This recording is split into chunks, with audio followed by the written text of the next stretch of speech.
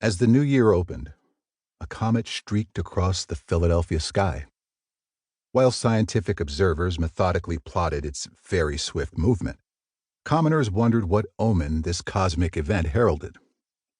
A few weeks later, on February 14th, 1760, at 2 o'clock in the morning, an enslaved child was born to a woman in the possession of a prosperous local attorney. Surely, no one could have predicted that the black babe, who later took the name Richard Allen, was what the comet had heralded. And yet, for African Americans over the next 2 centuries, Richard Allen's birthday carried all the significance of prophecy. Lines from Isaiah chapter 62, verse 1, which a Philadelphia printer published on that very day, February 14th, 1760, seemed tailor-made for Allen's future.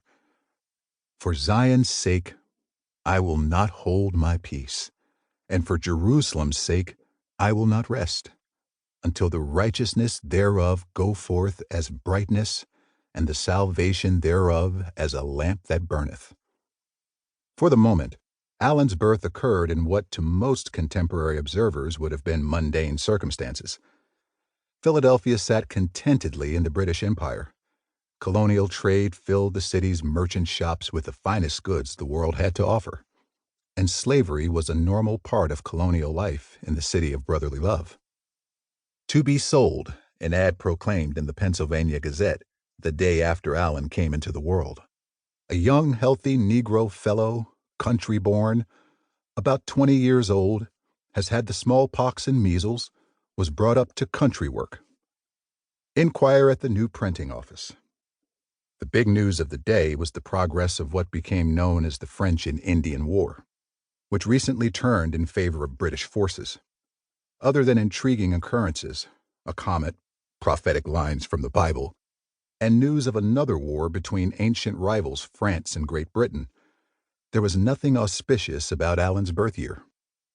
If the biographer Douglas Edgerton could write of Virginia slave rebel Gabriel's nativity, in the year 1776 a slave child was born to a lie, the best one can say of Allen is that his birth year revealed a hard truth. Servitude remained the lot for most blacks. Allen would spend the rest of his life overturning that supposed maxim. 1. I was born. Neither Allen nor any of his biographers have had much to say about his earliest years. I was born. Allen matter-of-factly began his autobiography, a slave to Benjamin Chew of Philadelphia. My mother and father and 4 of us children were then sold into Delaware State. Allen said little about childhood slavery, the memory of being sold, or what his parents thought of bondage. But all his life, Allen recalled the constant struggle of bond people like himself to live, love, and somehow survive. Even after he secured his own freedom, Allen could not forget how horrible slavery had been.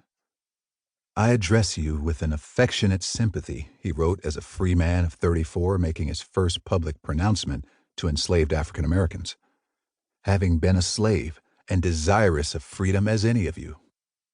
Before he gained that freedom, Allen underscored just how impatient and even discouraged slaves might become over their servile status. The daily drudgery of bondage tried his patience, separation from family members, which occurred when his second master ran into financial difficulty later on, tried his soul. Slavery is a bitter pill, he famously wrote at the end of his life. No mere rhetorical flourish. Allen knew precisely the meaning of those words. Beyond his bitter memory of bondage, Allen's unwillingness to elaborate on his youth has proved vexing to historians. The simplest details remain obscure. Was Allen born in Philadelphia, as his autobiography suggested, or in Delaware, as new evidence might indicate?